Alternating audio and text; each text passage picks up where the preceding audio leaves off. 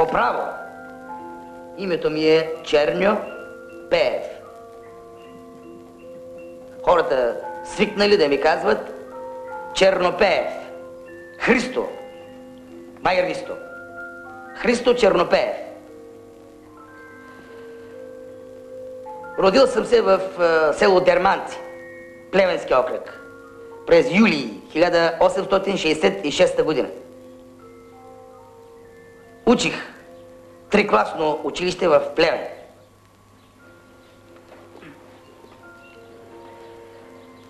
Служил съм в Плевенски полк, след това в Плевенски полк, след това Ломски полк, като фелдфебел пехотинец. Фелдфебел пехотинец.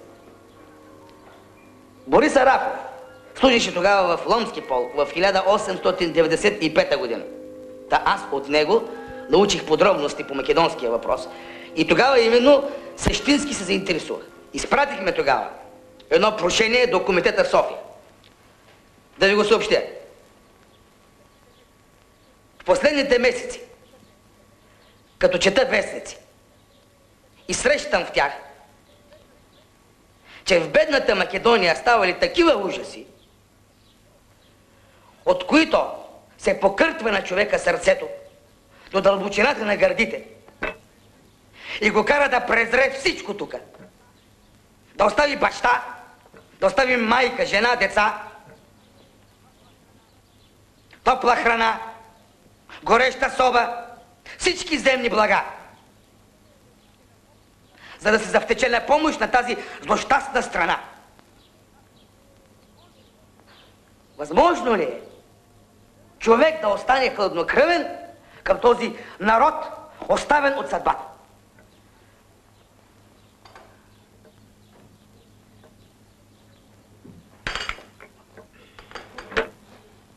И тогава, като разбрах, че трябва да се действа вътре в Македония, аз напуснах военната служба, взех жената, заведох я при майка ми в Дерманци, оставих я там с децата.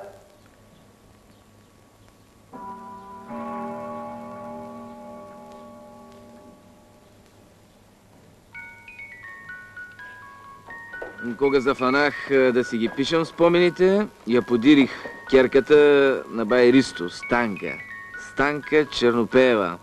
Да я питам и аз, шо помни и знай за татка си. И она кажа тъй. Когато тата решил да замине в Македония, той ни оставил.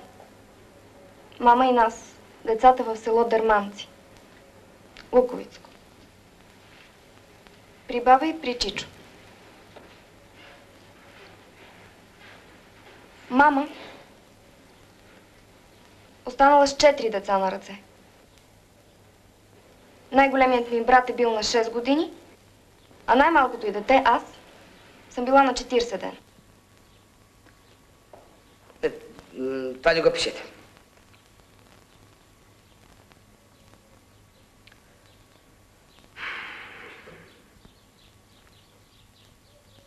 Татко не е оставил никакви прощални писма, но има едно писмо от негов приятел, Савата. Иван Савов. Не знам дали ще ви интересува.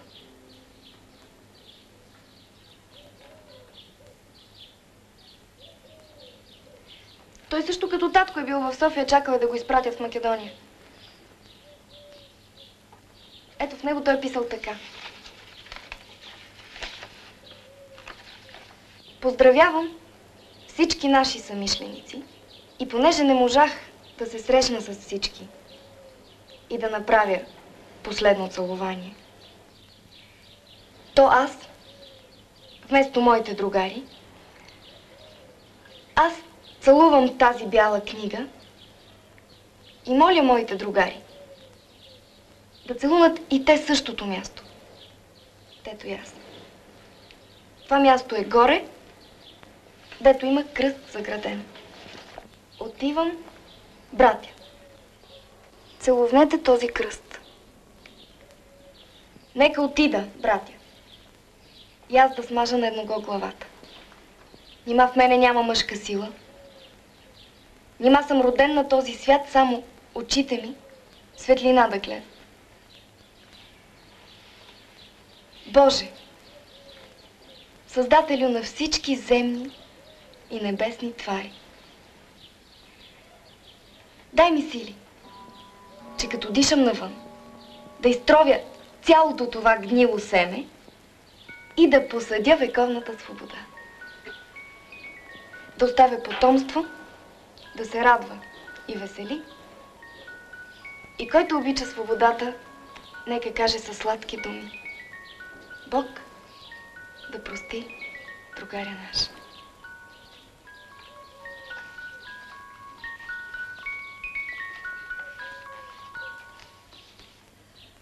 В София аз разбрах, че в Солун има Централен комитет на вътрешната Македоно-Одринска революционна организация и че Гьорчо Петров и Гоце Делчев са делегати на тази вътрешна организация в София. Сарафов пък от своя страна е председател на Върховния комитет в София. Така. Хората на Сарафов се наричат върховисти. А пък Гьорчо Петров и Гоце Делчев са представители на вътрешната организация в София. Задгранично представителство. Сарафов ми заявява на мен, че трябвало да изпълнявам длъжността на терорист. А Гьорчо Петров, когато аз ценя по-високо, ми заяви, че ще изпълнявам всичко, каквото организацията ми нареди.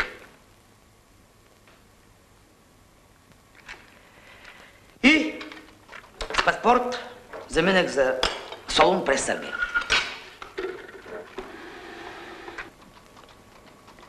Аз си бях приоблякал в кукушка досие.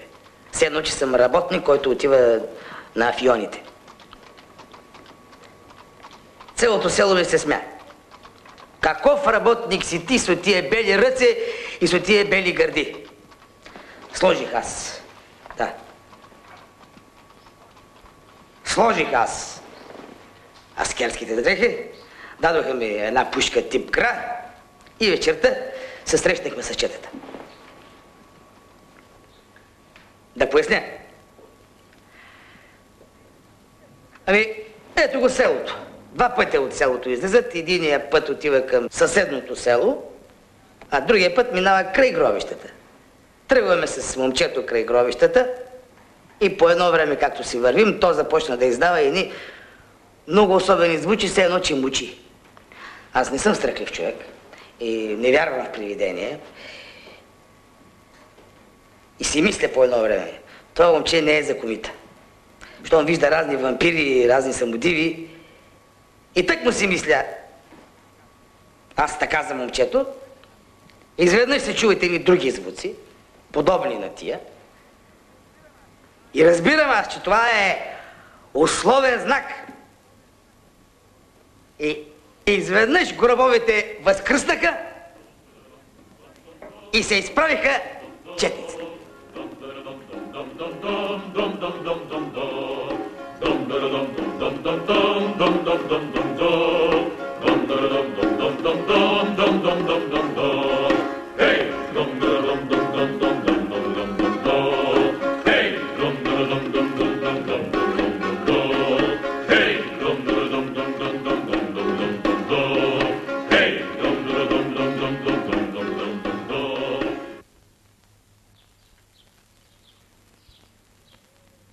Всъщност,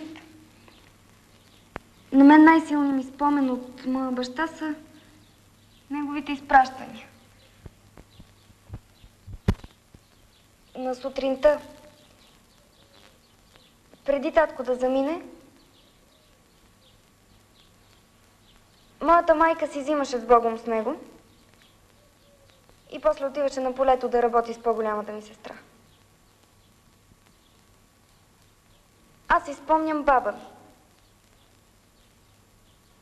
Спомня си, тя в тази сутрин беше с забратка, с цвете на ухото.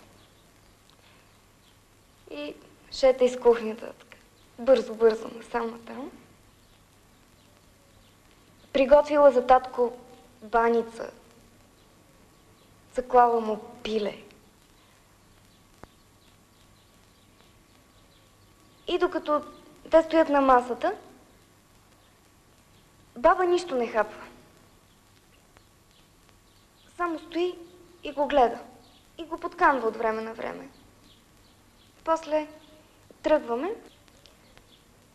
Тогава кабриолета тръгваше напред празен.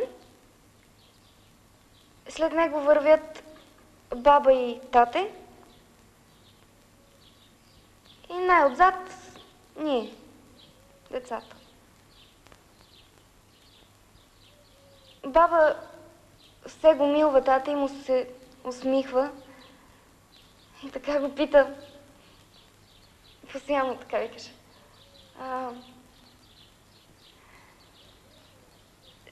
Чене, това е галевно от черни. Тя така му викаше.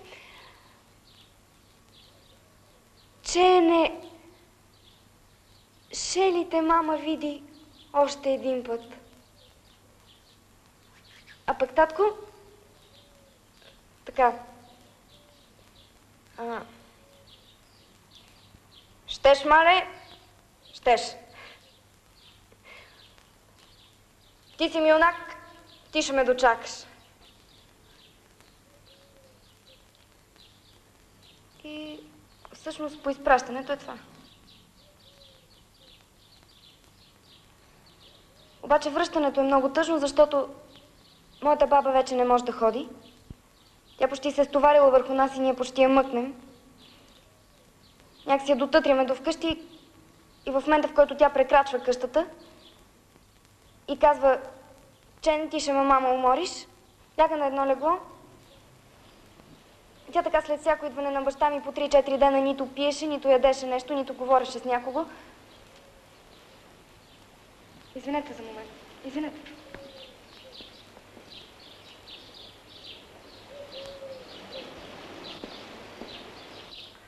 Обучавах с пушки селените. Обучавах четниците. Съберем се у някоя църква и давай прицелка с празни пушки по иконите. Чета им подигото. Направи много силно впечатление. А фразата на Боримечката, майка му стара, тръгна низ населението. Даже до тогава тази фраза не беше употребителна в Македония.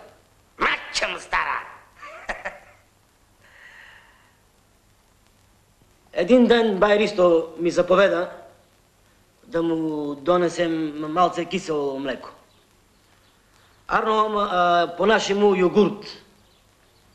Арно, аз не съм доразбрал това работа и му носим мътеница, айран. Он се ядоса и ми удри един шамар. Тога аз се ядосах и викам, не ви сакам организацията, мене татко ми до сега не ме удрил до ден денеска и напустих организацията. Арно, ама бай Ристо Чернопеев разбрал това работа и един ден иде в селото. Да се свика, веле, селско събрание. И да се покани, веле, непременно да се покани Ицо Джорлевият. Ме покани на мене и аз се явих. Ицо, каза Чернопеят, преди няколко дни ти удрих един шамар.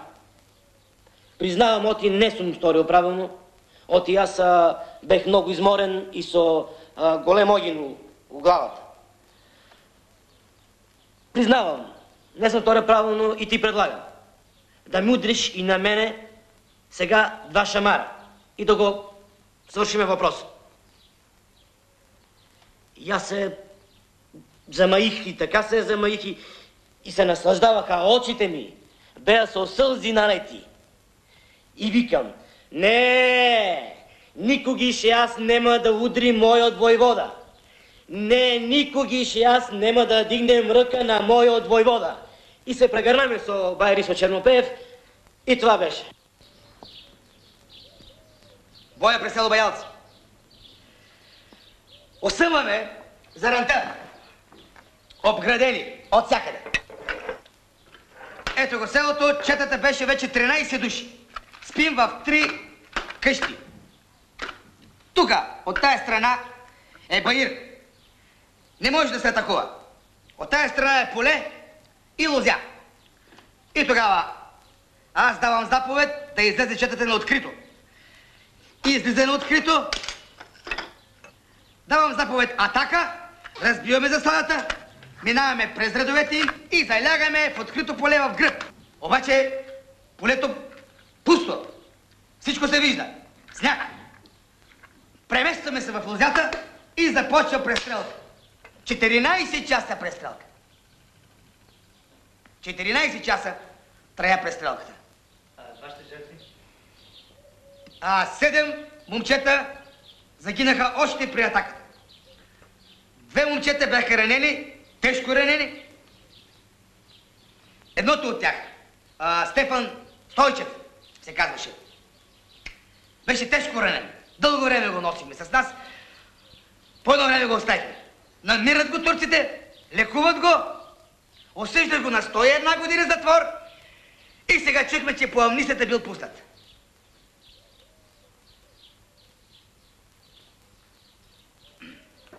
След това се изтеглихме в Кукушките села. На втория ден за ранта потерята пак след нас. Виждаха се дирите ни по снега.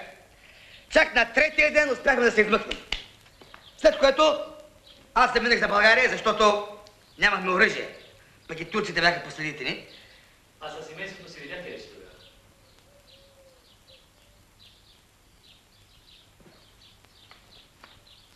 Не помня. Не помня тогава да съм се виждал със семейството си. Не помня. Това, разбира се случи в продължение на 7 години до смъртта на баба 3 пъти. Първия път 1899 година, когато дойдохме в Дерманци. Втория път 1902 година. Третия път 904 след Илинденското въстание. И когато татко дойде за 4-ти път 906 година, баба беше вече умряла. За майка ми, чичо ми Бочо. Прост човек. Той така и не успя да разбере защо тата си бил зарязал децата, пък отишъл в Македония. Та той ни даде една нива от имота мама да си обработва. Ние с парите от тата си купихме една биволица. Дядо ми по майка ни даде едно прасе. Роднините ни дадоха няколко кокошки и... така. Аз на 5-6 години тръгнах да паса биволицата. И като гледах майка ми как плаче постоянно, ходех в някоя туфичка или горичка. Се скривах и... В училище винаги ни казваха: деца, вие сте деца на герой, вие трябва да се учите добре. Но аз сега си мисля, кой беше по-големият герой от двамата? На погребението на мама, тя умря на 53 години, имаше много таткови приятели. Там бяха Павел Дели Радев, Антон Страшимиров, Тоше Дели Иванов и много други. Та един от тях, Коста Кондов, каза така: всеки човек на този свят си има мисия. Мисията на вашия баща е била да посвети живота си на Македония, а мисията на вашата майка да понесе кръста на страданието и да се грижи за прехраната.